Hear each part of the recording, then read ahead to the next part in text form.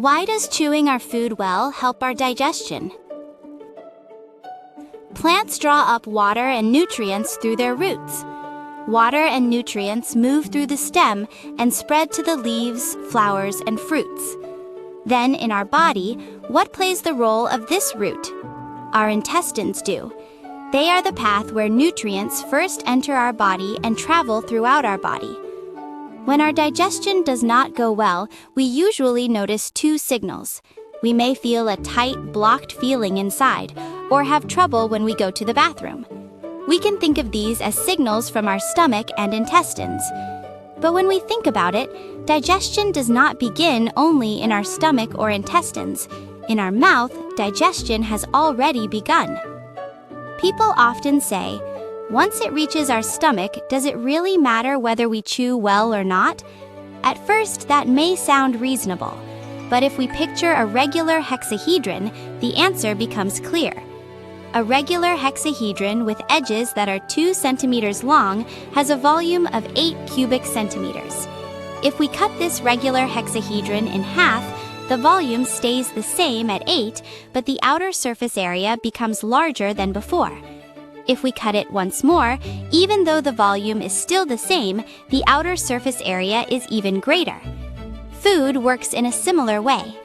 Chewing not only makes pieces smaller, but also increases the surface area. Digestive enzymes mostly work on the outside of food. The larger the area that food touches, the faster it breaks down, and the easier it is to absorb. That is why well-chewed food puts less strain on our body. In our mouth, our teeth break food into smaller pieces, and our saliva begins chemical digestion. This is where digestion begins. The breakdown that starts in our mouth continues into our stomach. In our stomach, through peristaltic movement, food is mixed and digestive juices break proteins into smaller pieces. Food that is partly broken down moves to the next stage and gets ready to meet more digestive enzymes. With digestive enzymes from our pancreas and bile added, food changes into a form that our body can easily use. When food reaches our small intestine, this process becomes all about surface area. The inside of our small intestine is not smooth, but is covered with many folds and villi. This helps make the area that touches nutrients as large as possible.